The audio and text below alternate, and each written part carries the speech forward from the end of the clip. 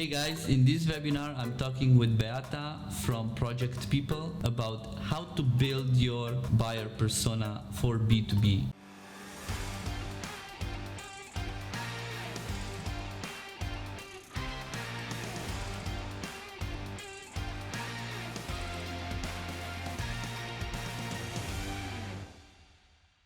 She's working with over 50 companies in the industry of B2B in technology, so they have their own methodology on how they do research, how they do user testing, so that you can use all these documents and templates that she will share in this webinar and put it in practice for your business. See you inside.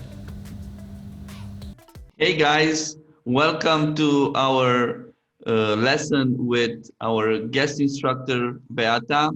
Beata is the founder, the co-founder and the CEO of Project People, an organization that works with a bunch of tech companies all over Europe. She's based in Krakow, like me, an old friend of mine. She has over 120 clients in only 4 years. This is very, very impressive, working from a variety of organizations, from e-commerce to software houses to SaaS, even governmental organizations.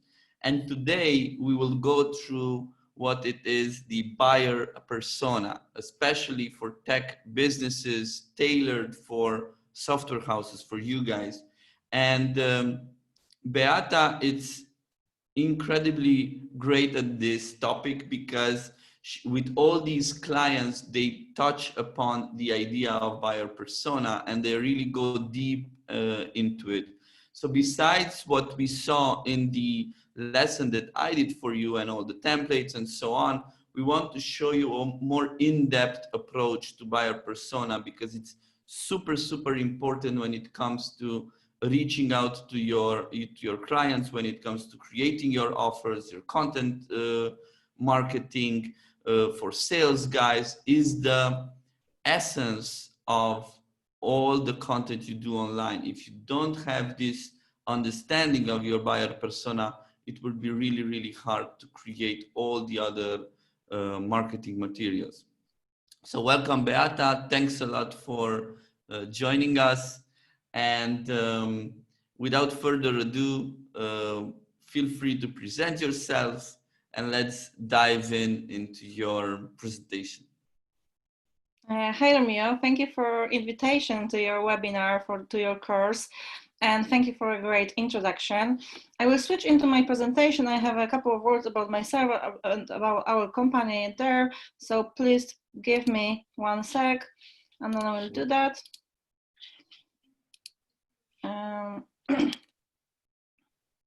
Perfect, we can see so it.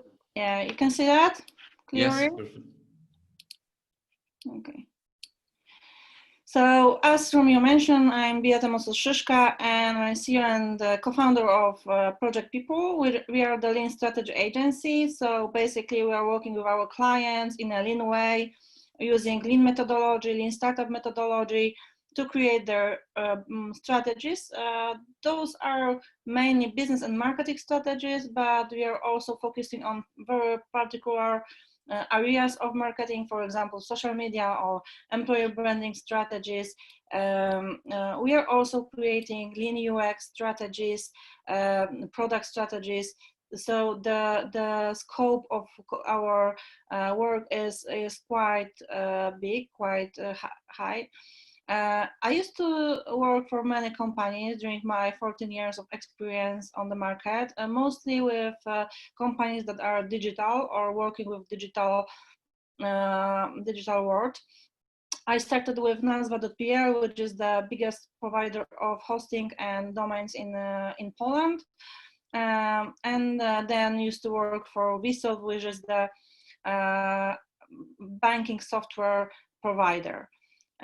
Not to talk about myself too long, I will only mention that I used to be a Google mentor for product and marketing. As I'm a fresh mother, I postponed it for a couple of years maybe, and I will go back to this activity. I used to also co-create the Google Launchpad program And the acceleration program, which was run by T-Mobile, by Deutsche Telekom in Poland, which is called Warp Accelerator. I also used for Sabre, which is the one of the biggest provider of travel tech in the world. They have 40% of the market in the States. A couple of words about Project People. We are the Lean Strategy Agency, as I mentioned. As Romeo also told you, we are operating on the market for years, and we had so far more than 120 clients from all over the world. It's exactly right now 16 countries we're operating on. So those are mainly European ones, but we also serve companies from America, from Asia, for example, Venezuela, and from Asia, Singapore, etc. Today we have a topic to talk about buyer persona, and thank you, Romeo, for inviting me to this very topic. We are conscious that it's really important for companies. We are conscious that it's really hard to develop the proper buyer persona. This topic I will discuss today, it's for operating software houses. So not for the new ones, not for those who are starting right now, but those who are already operating on the market, and we'll go deeper here, how to base on your own research or your desk research or on your data, on your analytics, and find out who is your target group and who could be your buyer persona, and then how to validate it.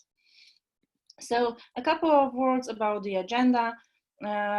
We will go through the very simple process. So first of all, I will tell a couple of words about analysis, how to analyze target group, how to analyze data you already have on board, or how to gain those data too. Then research, how to do qualitative research to validate the persona, the proto-persona we create, and outcomes, how the segmentation of target groups and how the persona could look like, how to take from this research and from those analyses also the proposition, unique value proposition, and how to find the problem solution fit identification based on that too. And the last but not least would be communication. So how to build proper communication based on that. So are you ready? I know you are not with me today, so you won't answer, but I hope you are. So that's the process we are, strategic process we are running with our clients. So we are starting with research and workshops, then we are going through analysis, validation, and go-to-market strategy. I won't go deeper here to tell more about that, but just to mention a few key ingredients, key elements that are crucial here. Is that we are connecting 360 perspectives during this process. So not only we are talking with your potential clients or your clients also, but also we have lost who were in your funnel, but they didn't buy anything from you. We also try to catch the perspective of the team of your company, and you as a board or founders, owners of your companies. So that's for the research phase and workshops. And here we are running strategic workshop, kickoff workshop with your team and with you. And then we are going to analysis. And during analysis, we are not only looking at target group analysis, which we are discussed today, but also we are analyzing your current business model. We are analyzing market and competition benchmarks. So the analysis is here very broad to bring knowledge about possible target groups, about the real target groups, and positioning on the market, because it's not only how we perceive persona, buyer persona, how we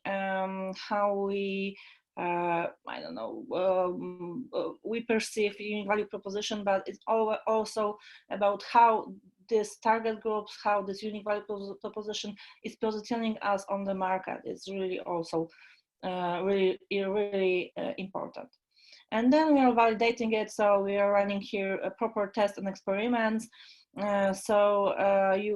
are testing if the target group, the persona, and the unique value proposition we discovered during the research and analysis phase is proper through experimentation. And here that could be many ways to an experiment. I will tell more in the end. And the final final document is go-to-market strategy or market strategy, and it's acquire things like a unique value proposition, key selling point, differentiators, market definition, target group, personas, so market positioning here, also marketing and distribution, sales and distribution channels, marketing narration, messaging, activities, channels, business model, roadmap, budget. If you are focusing here more on not of sales and marketing process, we are also including the mission, vision of the company, why, and that's all it's included. And today we are going through the whole path, so I'll tell you more about each phases, but only focusing on target group analyzing and what is the outcome. What we saw on the market is that majority of the tutorials, majority of the materials are for the new software houses. So today, as I already mentioned, I will focus on the existing ones, on operating ones. So we are assuming that you have already some data on board, so you can use them for your good. And typical process about which are consulting agencies running with you is you're sitting with them in the room with a team on a workshop, and you are writing down all you know about your persona. So you are setting up hypotheses about persona, hypotheses about problems the persona or target groups have, hypotheses about solutions, and hypotheses about value you are bringing to the table. And that's the base for the offer and services. And we know that this process is like slightly wrong, because it's all, as you can see here, it's all about hypothesis. So it's not facts, but your assumptions about business, and based on your assumption we can build the wrong business. But it's a good start because it's a proto persona. It's something you can validate via test. You can validate this via desk research, validate it with data. Why you should not stop with the workshop, with the meeting with such a consulting company, because as you know probably this MEM, our perspective for who exactly is on the other side and what does this person is doing or what exactly aiming for is quite different what the reality is. So do not be a part of such a MEM. Do research, do analysis to validate if what you think the persona do is what he, she, it really does. So what I'm encouraging you to is to go with data. We start with data, and we are in Project People, we are strongly connecting not only quantitative research but also quantitative research. So we are going to the data in the very first row, and the strategy of research is depends on the situation of the company. So if the company is a new on the market, we are recommending to start with qualitative research. So getting to know better your persona, your target groups through in-depth interviews or focus groups, etc., or research workshops. But while company is operating on the market already, we are recommending to start with data, with desk research, with analysis. And what we are analyzing during this process, and the list of things is long. I put here a couple of points which are, in my opinion, crucial for such analysis. And if you do not aggregate data about your clients, about those things, you should start. That's the point here. So starting from the very beginning, when the corporation started, why it's important to aggregate this data. It's important because we can see the changes in our target groups for years. So if we are operating on the market 1 year, those changes could be not so visible, or could not be so strong.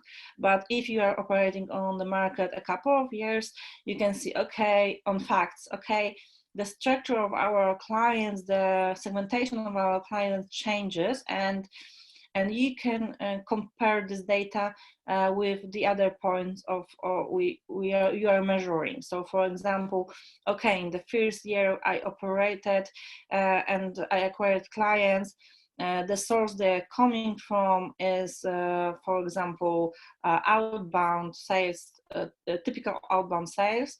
But then in 2018, we changed our strategy, and we can see that sources of our leads, of our clients, is changing too. So we can see that they are coming from, for example, LinkedIn or some ads. So it's quite different.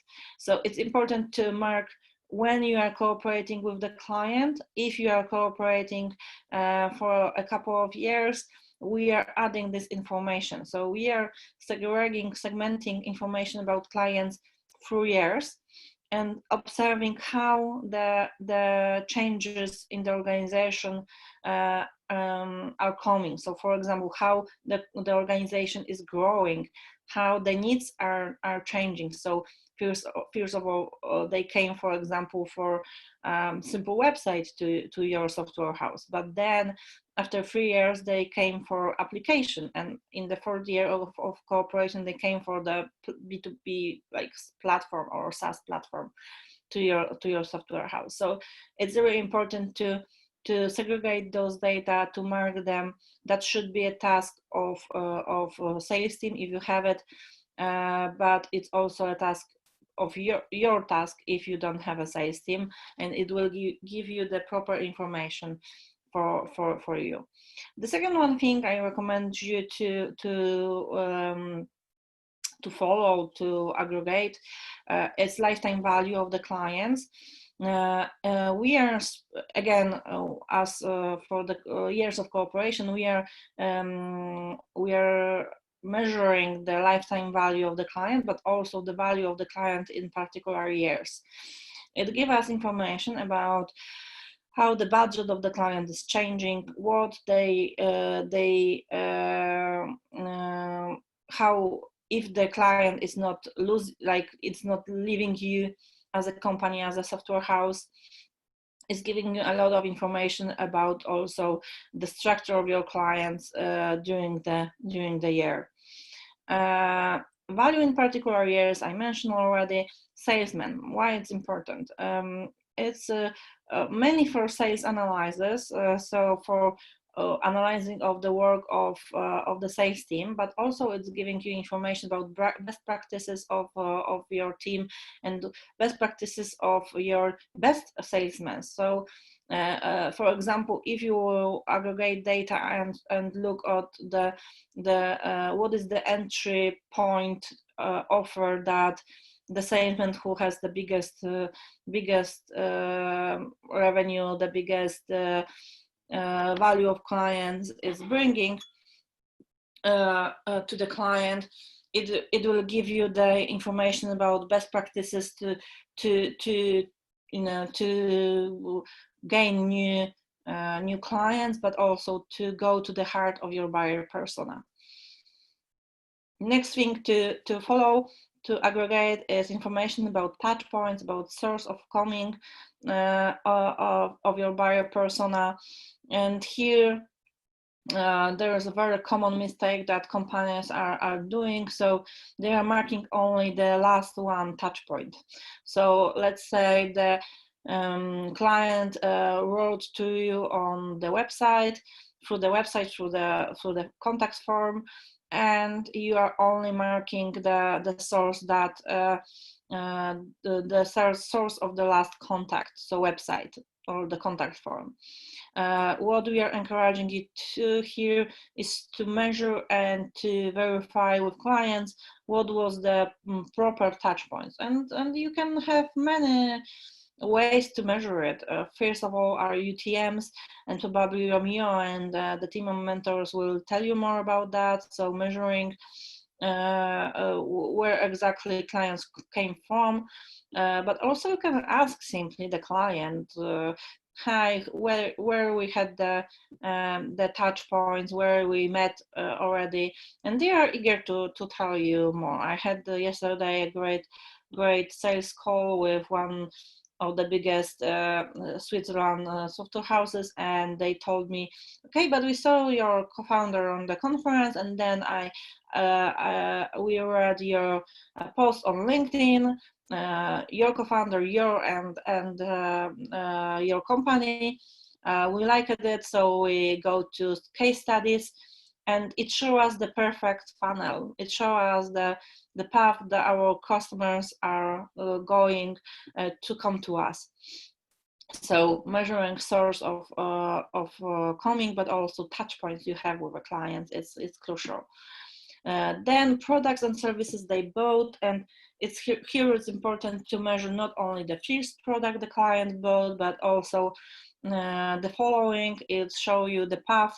If you aggregate those data and analyze, you can see entry point offers, but also you can see the patterns in the path of buying. So it will let you to automate your sales process mostly, or prepare typical offers that are winning based on that. Obviously, there's a lot of controversies about net promotion score, about the methodology here to verify if your clients are satisfied and if it's really related to the income you have. But not going deep here, not going to the discussion here. You can measure also comebacks of the client and recommendation they gave or testimonials they gave. And the proportion of comebacks, recommendations, and testimonials usually is very similar.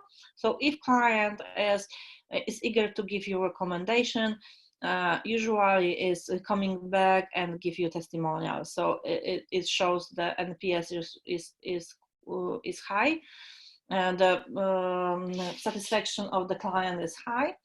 Why is it important? As mentioned, the level of satisfaction of your clients is related to your income slightly. So you can, observing those metrics, you can see if clients are happy, so if they will come back, so if the revenue will grow. And the next point is about typical metrics, so country, size of the company, industry. You can measure here also the volume of the company, so what is the value of the company in terms of income, or in terms of revenue, if you have such information. So you know, aggregating those data, measuring them, you can see patterns in segmentations. And giving you some examples, we had a client who thought that they have very distributed target groups, the distributed segmentation. And why we go deeper to so they thought they are working with companies from startups to corporations. So with startups, then middle-sized companies, bigger companies, corporations, bigger corporations. But when we go deeper into data, we found out that they are working only with scale-ups between 50 and 100 people on board after the C round, and with very big corporations, with more than 100K people on the on board, and with particular value. I don't remember the number here, but it was very specific. So we found out, okay, you have only 2 target groups, very specific, and we have very specific buyer personas there. So it's easier to navigate, it's easier to design the communication here while you are analyzing that. And the monetization model, why is important to measure it here? As software houses, you are probably testing a lot of monetization models. You are testing how to estimate, work with clients, how to work with that. But to take proper facts, proper observations from such tests, you need to measure what is working or what is not working. So here you can put information if the cooperation with a client was based on, for example, time and material monetization model, or was based on sprints monetization model, or is based on any other different you are using. And it will give you information which kind of payment, which kind of monetization model is working best for your clients. But aggregating data is not enough. It's more about analyzing them, and you can obviously run some analyses which are very simple. So as here you can see very simple analysis of lead sources. And you can see, okay, so if for this group of clients, LinkedIn outbound contact for my sales team and conferences are working best, so we should put more attention here and put more budget on those activities. But it's a very simple way of analyzing that. So I'm encouraging you to analyze that more deeply. So compare data, connect them, look at them on different from different points of view, from different perspectives, and put them on some business models. And here is the model called GRACE. We did this analysis with our client from IT industry. They used to work with the companies which are very big corporates, from a couple of thousand people to, as you can see here, even 500,000 people on board.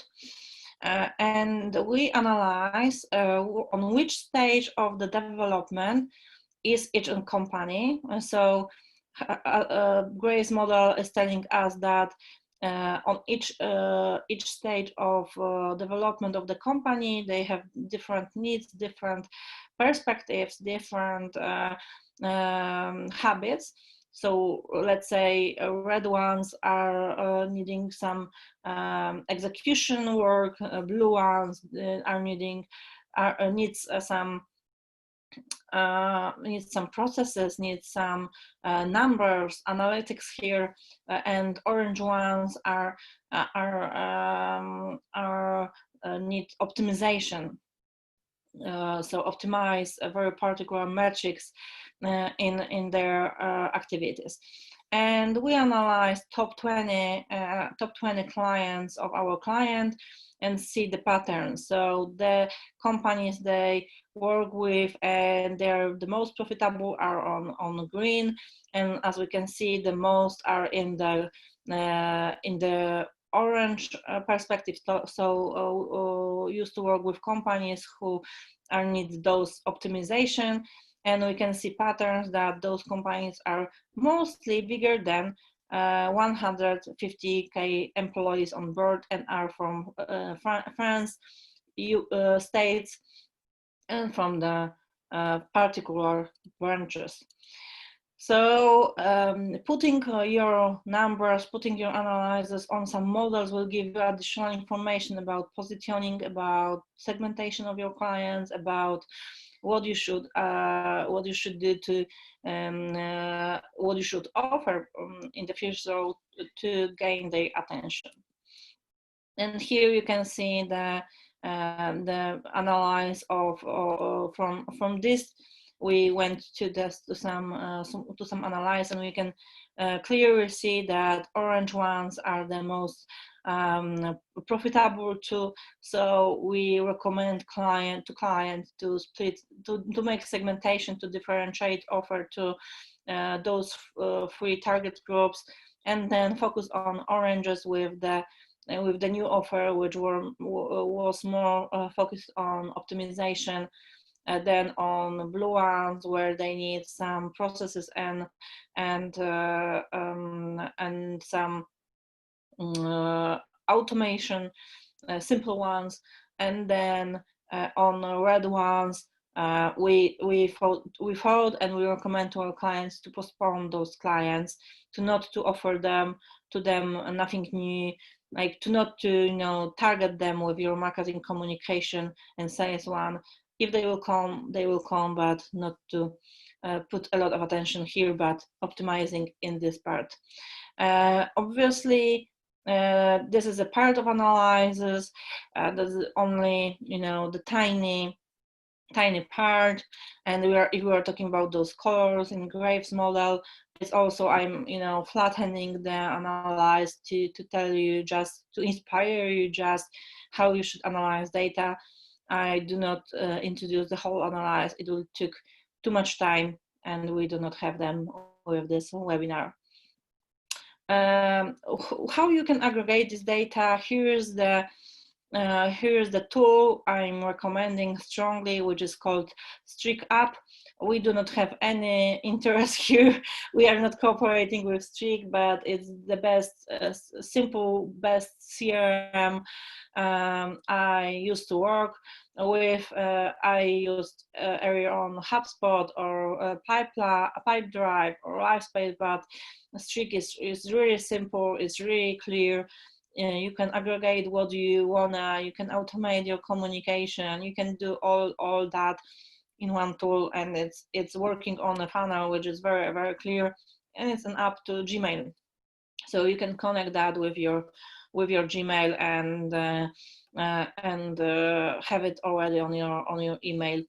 And as you can see, we are aggregating here information about sources of coming of our clients, about keywords. So what is the business about average value of the first transaction, about the first service they come for, so what they are communicating when they come to us, about size of the company, etc., etc. So there is a lot of information in such a Streak you can gain. But if you have any other CRM you use, just add those data to measure. I suppose you can do that easily in your CRM, so start doing that.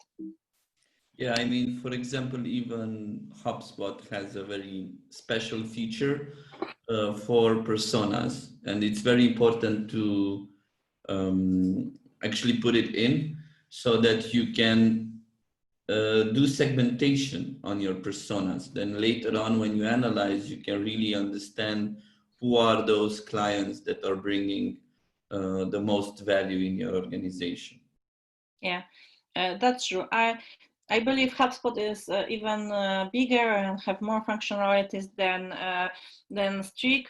To be honest, choosing the right CRM is a very tough decision, and you should look at this decision from your perspective, from your needs. So do some list with a sales team or with your co-founder. It depends on your needs and the size of the organization. Do a list of needs. What do you exactly want from CRM? What would you like to measure, or what you would like to automate?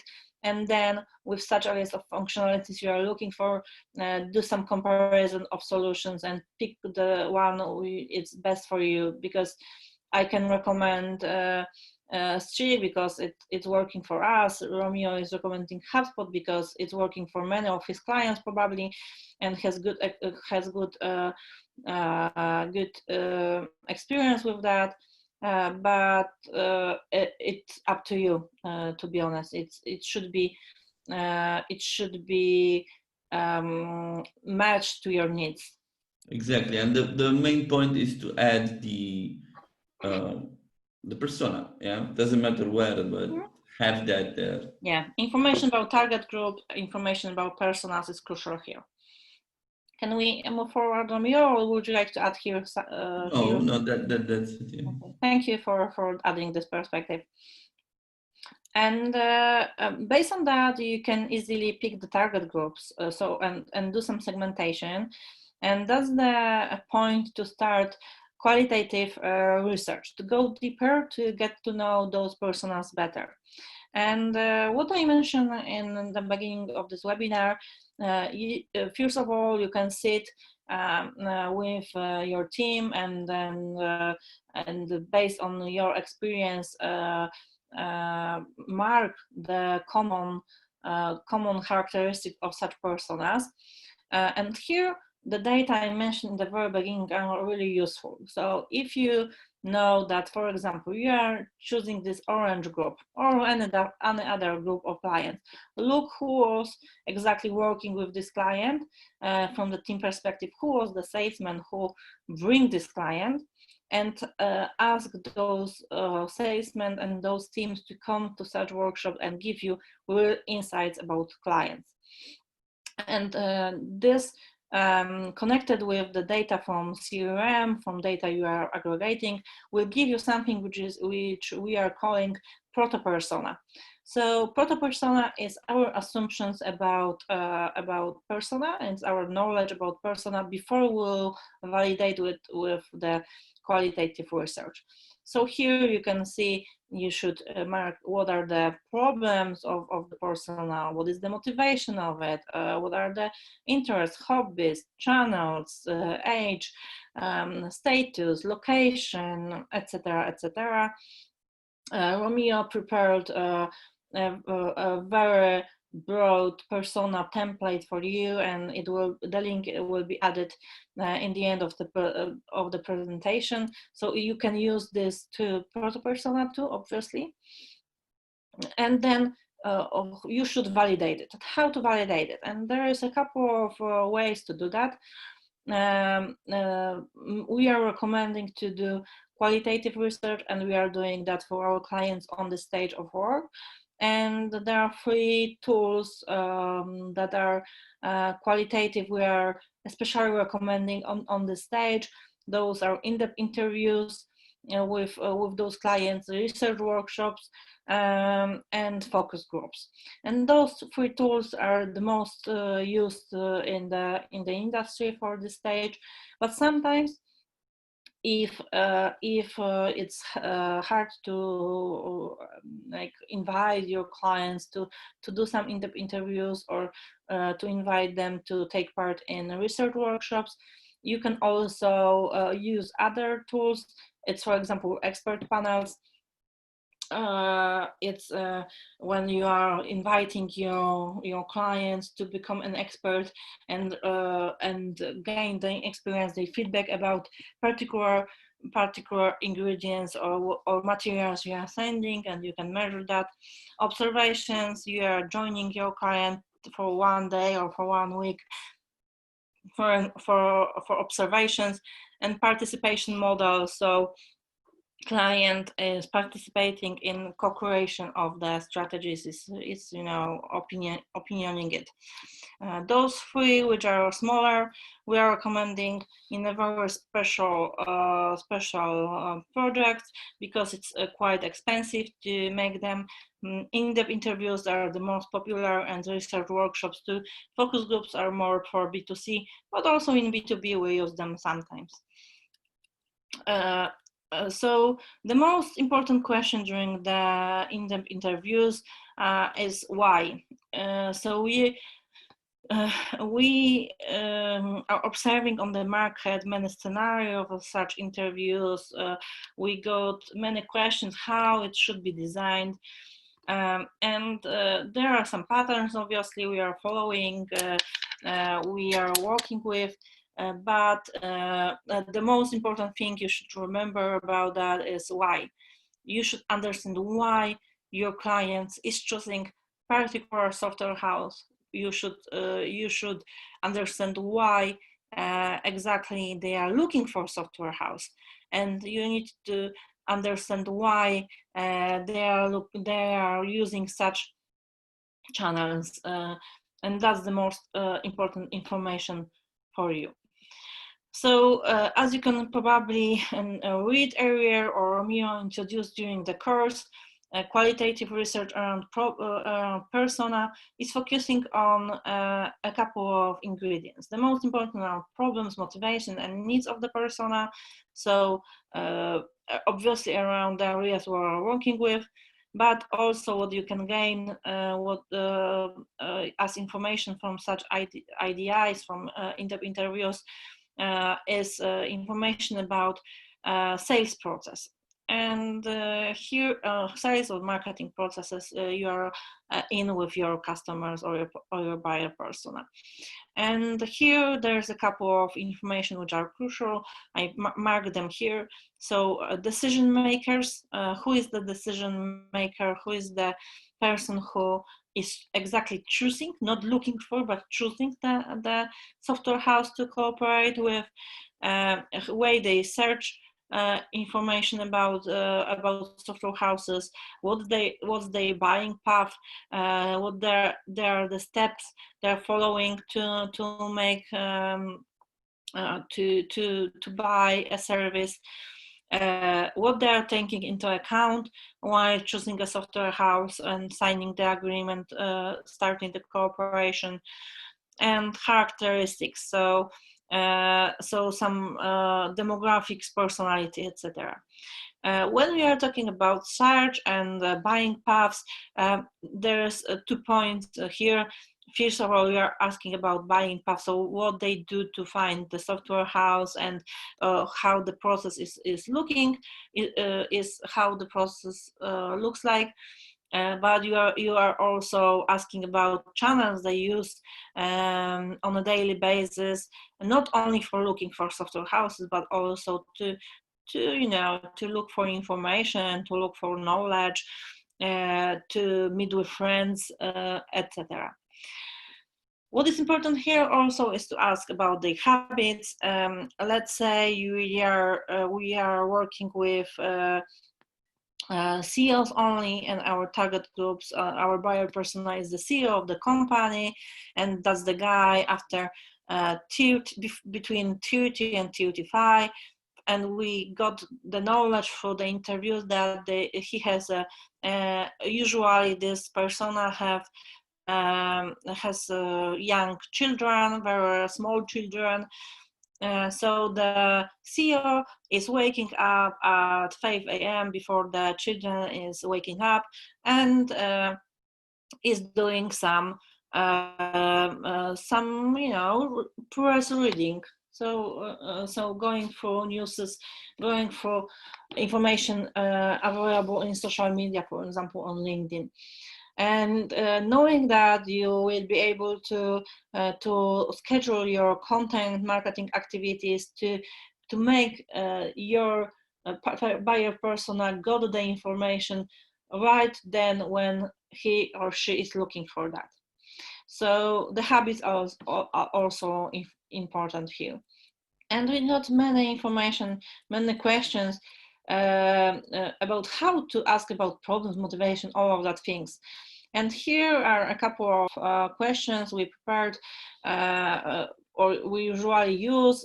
It's hard, like we usually recommend to prepare the scenario based on the proto persona, but here are the typical questions you can use. So where do you look for the software house? What do you start looking for the software house from? How do you look for the software house? How did you find our company? What do you take into account choosing the software house? What was your first contact with our company, etc.? That's the first part. If you want to validate also unique value proposition, you can ask, why did you contact our software house? Do you validate your messaging on the website or in social media? Why did you choose our software house? Do you validate your UVP during the sales process. Why did you like, what did you like in the cooperation of a software house? So it will validate your unique value proposition on the stage of cooperation during the process. What didn't you like in the cooperation with our software? It will give you information about the promises you didn't fulfill, or about things you need to improve in your software house, in your team cooperation with clients, and what differentiates our software house from the other. You remember this proto persona we created. We are encouraging you to underline things which are repetitively positive, so they are in your proto persona. But then you need to remove things which are not positively validated. So if you assume something but it was validated negatively, you are deleting it, you are removing it from the proto persona. What are the good practices about doing some IDIs, about doing these interviews? First of all, record the interviews. Ask obviously about if you can do that. Ask your client if they don't mind. Tell them, okay, but we are doing this research with all of our clients. It's hard to remember what you say. We won't use that for any other purpose, etc. And people are usually agreeing on that, and they do not have problem. They know that we are constantly recorded by others. But what you can get here? First of all, you are getting insight. So you are getting particular words your persona is using. You can use the same phrases in your communication to the others. You can use the same phrases, the same claims to the others.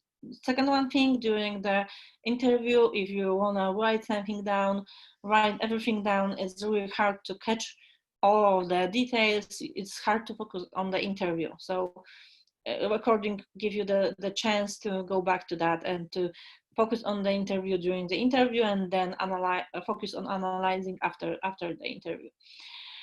Adjust a communication channel. What I would mean here, we are running such interviews in a very different models. It depends on the market and it depends on the buyer persona. So first of all, let's say our persona is a bit younger and you wanna start cooperation with young entrepreneurs who are in between 18 and 22, and that's not popular model. We know a lot of young entrepreneurs who are very dynamic, who are running very successful startups. So that could be a good group. So here, when we are doing with this group interviews, we are using WhatsApp or Messenger. So we are adjusting a communication channel to them.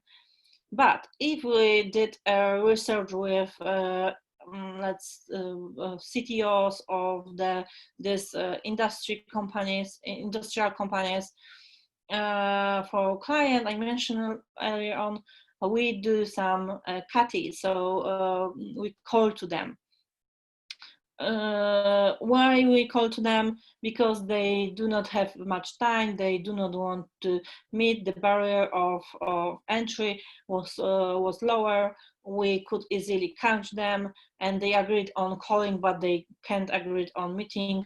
They do not used to use any digital channels, so the chance they will do a call through Skype was like 0 or 0.1 maybe. So it was it's really important to address a communication channel to your buyer persona. During the interview, you are putting a lot of attention to listening. You should put, like we are telling, 80 to 90% of time your persona should talk. It's really important because asking too many questions, you can disrupt, you can move their attention to the other things. They are not important to them. We are, as you can see here, we are recommending to do some semi-structured interviews. So you have a list of hypotheses on your proto-persona done, but you are not asking for every part of that, but you are asking about 4 or 5 questions which are crucial, and a client is fulfilling this information by themselves. So if they, in the end of the interview, if they do not answer about some points of your proto-persona, you can obviously go back to that and add this additional questions, but prepare for your 4 or 5 crucial questions. That's the most important thing. And obviously, we are working in a lean way, so we are always recommending to iterate. So after the first interview, you are doing some corrections on your scenario of the interview. After 10, also you are doing some corrections. You are adding information, adding questions, or removing them, or changing them, and iterating to gain some deeper knowledge about the persona. So you are with each iteration you are going deeper with that. What you shouldn't do, because I told you what to do, but I didn't what to not do. So first of all, research done with a wrong persona is the most common mistake. That's the reason why we are starting with this segmentation, with this data analysis, to do a research with a good persona, with a right persona, to pick people who are exactly in our target group for the research. Then usually during the research, companies are like they wanna sell something, or they wanna present themselves in a good way. That's also a mistake. The product, the offer shouldn't be presented during such a interview. If you want to tell something about news about your company or what's happening in your company, do that in the end of interview, after the interview. To positive interpretation of results. If you are a CEO, if you are a founder, you know that you are very emotionally connected with your company, so you can interpret the data based on this feeling. We are recommending always to do 2 things. First of all, what you can do to make it more, let's say, objective, not subjective, is to interpret it on the level of the team. So take the results of interviews, take the results of data analysis, and put it in front of the team, organize a research workshop, and work together on that. So the team will give you another insights from the work with clients, and obviously they will present the other point of view on the results. They will give you this objectification. The other thing you can do is obviously hire the research company like ours to do such research for you, and then you will go only objective results. So you can got facts, because we are not emotionally connected with your business, with your company. Also, the common mistake is to ask suggestive questions. So we saw sometimes questions from the interviews which are suggestive. For example, you mostly use LinkedIn, doesn't you? Yeah, so clients say yeah or no, but but it's not the right questions to ask, as you can probably see. Questions should be open. So what, how, why, when is the most important to ask this way, and start with those words. I mentioned here selling product during the research, so I won't repeat that. and questions that are not connected with hypothesis. So if you have a proto-persona, you have hypothesis about persona, it's nothing easier to go for questions that are related to this.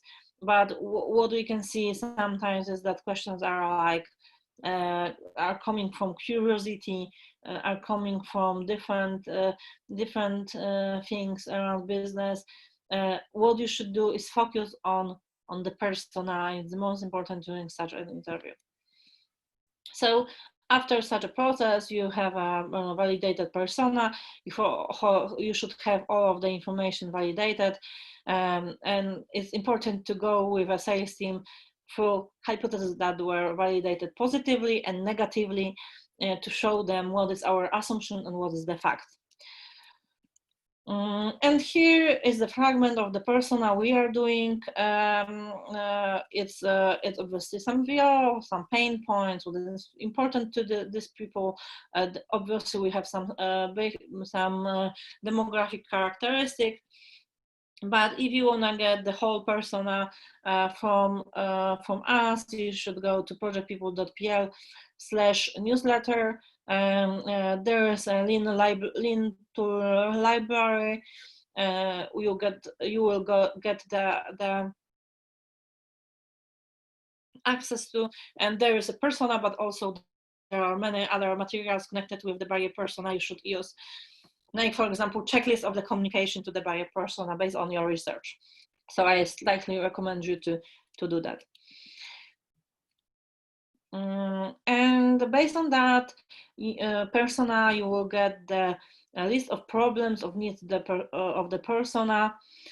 It's crucial to mark them down, write them down, and then think what you can offer, what is the solution for such a problem, for such a need, what you can do to fulfill that. And again, with those solutions, you are doing another round iteration of interviews or tests or experimentation to validate if it's the right solution to the problem. But that's not the topic of this webinar. So I mentioned here these experimentations, and want to show you a couple of ways how to do that properly, based on what do some experiments. So why we are doing experiments? We wanna understand better those problems that persona have. So how we can do that? First of all, we can do some tests and experiments. So, but how to do that properly? We're recommending you to use this experiment sprint canvas. And on the left side, you can see such a simple matrix, which is on two factors: important, not important, and I know and I don't know. So if we have some hypotheses around those problems our persona have, or solutions we can offer here, we can mark them down here. So, okay, is it a thing I know, I have facts on that and it's important, or is it something important and I'm not sure of that, I do not have any research done on that, I do not have any data on that, so I put it here. If I do not know something, but it's not really important, I'm marking it here. Do that with a team as a whole, or with sales team you have, or with your co-founder if you have any, and mark that. So you should start your experimentations on the most important things you do not know. So if you know something, do not focus on that during the experiment phase. So things which are coming to this quadrant, important and I do not know, you are putting to list of hypotheses to test, to verify, and then you should list the ideas you have for experimentation. So if that will be A/B test, or if that will be some test based on some advertisement, or you will use Optimize it for your website for communication, that's up to you. But here you can create the basic plan of experimentations. And what is important here also is that you should focus on this important and you don't know things in this very process. Experimentation is hard, as we all knew, but it's nothing wrong that we sometimes do some wrong experiments, and there's also some doubts among our clients, our customers, if as big brands they should do experimentations. So, and it's something that it doesn't hurt our brand. So I can tell you that if Uber, Revolut, many big banks are doing experimentation, and they do, we know that part of them are our clients, you should do that too. Nothing hurt your brand, it doesn't hurt their. So I'm encouraging you to start doing that. If you will gain all of this information during the process of analyzing, then research and testing, experimenting, you should define the core. The results should be defined in those core information for you, for your team, for your sales team.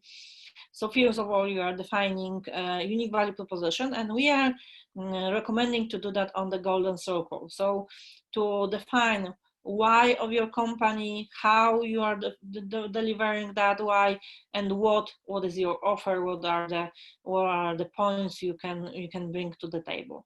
And that's the base for key selling points, for unique value proposition, and for the offer for your clients to communicate, to use during the sales process, to use during the marketing processes. And that's the golden circle I mentioned. So why we have goal, mission, purpose to define, how it's methods, processes, tools, and what is offer, results, outcomes, and how we are, for example, using that. Why our why as project people is to deliver products that are changing the world for the better. How we are doing it in a lean way, and lean methodologies is bringing very specific objectives here. So we use measured processes. We do that quickly and fast validating the hypothesis. We are in touch with customers, etc., etc. So how it's all around that. And what is offer, results, outcomes you can bring. And our outcome, our offer is a strategy presented in the scorecard, in the balance scorecard. And that's the offer we are presenting to our clients. And then this point, so offer, USP, and UVP should be a part of your communication checklist. So if you are writing any communication to your social media, to your website, to your personal branding posts on LinkedIn, for example, you should always use that and always take 1 or 2 points from that. So we are recommending always our clients to use 2 points, for example, 1 point from USP and 1 point from the offer, 1 point from UVP and 1 point from the offer, and use them in communication always in terms of small pieces of communication. So for example, blog posts, for example, posts on LinkedIn, posts on social media. If you are talking of big parts of content, so for example, the whole offer on the website, or presentation of the company, or a website, you should include almost all, if not all, of the information from this very point. And such a checklist template you can find also in our newsletter after signing up. So projectpeople.pl/newsletter, and you can sign there, and you will get the template again. And here is the link. What about case studies? We have a lot of, as Romeo mentioned, we have 120 clients, and we have a lot of case studies on our website. What I'm recommending you to read is is the Humio case study. Is if you are a small software house under 50 people, this process described there should be very related to your processes. And here are the results, because I'm telling you a lot about how we are operating, what we are doing, but the crucial is value for you. So that's the testimonials from one of our clients, CEO of Pragmatic Couriers. We used to work with them in 2015. And they decided to work with us, to start the cooperation with us in the time of crisis. So we have a very similar situation right now on the market. And they struggled to find new clients. And after creating the strategy, the process was 5 weeks of creating the strategy, and then 2 months of cooperation to set up the basic marketing and sales activities. After 6 months, they have more than 900 more leads, and they doubled the company. And that was the software house, which was in the beginning they have 20 people on board. Now after 4 years they have almost 100 people on board. So the results are really impressive, and they were really happy with cooperation with us. I know that Romeo also prepared the buyer persona template, and here's the link to that. If you go to bit.ly/buyer persona MD, you will find this template to use, and it depends on you what you will fulfill, or what is the knowledge you have already. But that knowledge is a great starting point for the validation. And Romeo Romeo, correct me if I'm wrong, but there are four sheets where they can fulfill information about persona, not only all of those I mentioned here, but even more, because you put there even more behavioral points, and there is a very deep instruction how to fulfill that, not Exactly. that general I mentioned here. Yeah. So if you see this video, most probably you have the access to the file, and you have the access to the other videos that we did on the buyer persona, the introduction, and so on. I urge you, if you don't, to go back, look at that. You have also the whole instructions on how to fill in this persona, and also in our calls, in our mentorship calls, you can ask me questions about it. Yeah, it's definitely, I look at that, it's created in a very clear and very valuable way. It's gaining a lot of information about the persona. What I'm presenting here, it's only 1 hour, so we are going through the high level, but Romeo prepared and his team prepared the very great template, so follow that, and definitely that's a great base for tests, for experiments, for research also. So we went through the whole process. So we discussed how to choose a target group, and I'm recommending you here to do that based on the analysis of data you have already. Then you are validating it with the qualitative research, but mainly based on those target groups, those personas coming from those target groups you pick in the very first stage. Then we have outcomes. So you will have the target group segmentation and persona defined. You will get the unique value proposition defined also, and problem solution fit to test, to run some experiments, and I show you the experiment canvas. And then I show you how to put that into the communication, how to mark that with communication. I hope that it was useful for you, it was insightful for you. If you have any question, do not hesitate to connect with me on LinkedIn or on Twitter. I'm open always for that. Ask me questions, ask questions Romeo or mentors that are coming to the Man Digital Learn program. Yeah, just to remind you, my name is Beata Mosór-Szyszka, and thank you for your attention today. Thanks a lot, Beata. I have a question regarding the biggest mistakes that you see that is made usually when creating in B2B environment the personas. As mentioned already, I believe the biggest mistake is to create persona based on the whole bunch of clients, not to make segmentation.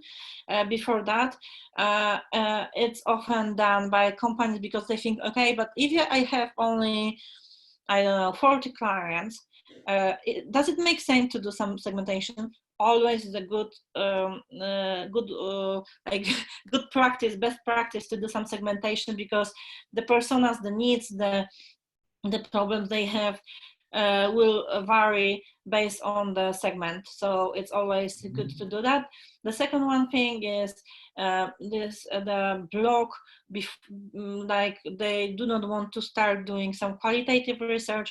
They're gonna start quantitative research, to do some survey or do some, do some research with potential clients. But how do they know that fitting the persona? They do not know. So it's good to start with your base of the customers, at least if you have operating business already. And we have a lot of questions also regarding the fact that people are saying, "Oh my God, we have so many personas. We are like have so many people to talk to the CEO, to the CTO, to the product manager. Also, we have different verticals. So, what do you are actually recommending in this case? Because this can be very overwhelming. Like you don't know what to do when you have so many personas. Because I don't know if you are discussing during the course different sales strategies, but if you are talking about farming, hunting, and other sales strategies, I'm recommending to use different personas on different stage of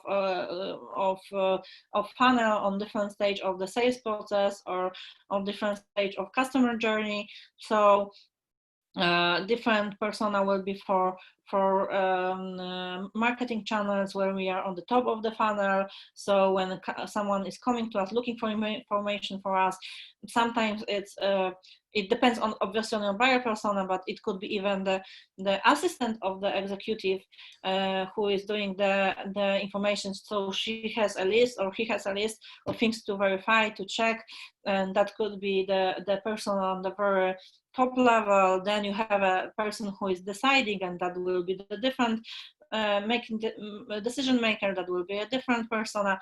So you should adjust persona to the stage of the customer journey, to the stages on the funnel, and prepare the proper information, proper materials for each stage. Do not do that for the whole process, because it doesn't make sense, because the different needs will be when you are upselling something and you are talking directly, for example, with product manager who is working with your team directly.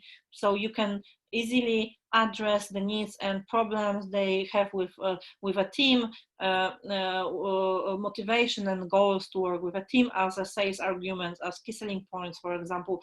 Okay, so if we know that this person is preferring to work directly with a team, we can use it as a key selling point. Look, here with us, you can work directly with a team. That's important for you. For the other side, for the CEO on the top of the funnel, it's not important if they work together. So differentiate communication, differentiate key selling points, unique value proposition, depending on the persona on the part of the funnel or the part of the customer journey you are on with this persona. Yeah, thanks a lot. And this is also emphasizing on what we were saying in the course with the strategic messaging map, where we look into the customer journey, but also we are trying to identify what values, what are those important things that we need to do with each persona. And you will see how this connects a lot in the sales process, because then it goes into a customer acquisition. We will talk also with Bartek about this, how important it is to have those sales champions, let's say, within the organization, which are also your personas, and you need to know also how to interact with them. I don't want to overwhelm you with this. We are taking you by the hand, so you are implementing these things. The main idea is to start thinking about who are the personas that make you most of the revenue, and where you want to go. So what do you envision? What are the strategies that you want to go for? So thanks, Beata. That was very in-depth, very good information for us. I suppose people can reach you out on LinkedIn if they have some more questions. We also have a Slack channel where you can interact also with Beata and with all of us. I urge you to do that. If any questions, let us know. Thanks a lot, and hope to see you soon in the next lesson. Take care. Thank you, Romeo. Thank you, guys. I hope it was helpful for you. It was insightful for you. Do not hesitate to ask questions if you have any. Thanks.